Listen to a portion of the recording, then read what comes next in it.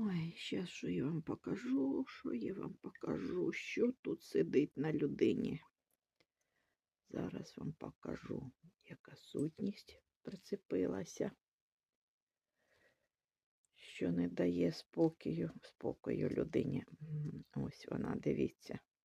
Гляньте, морда, очі, рот, рожки, тулуб, хвостик, ось її лапи.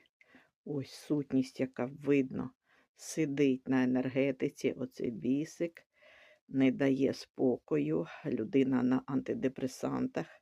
Ось оце, що присмакталося і смокче енергетику людини, не дає їй спокою. Потрібна допомога, звертайтеся в Viber, WhatsApp, Telegram. Діагностика негатива, тільки потім виливка воском.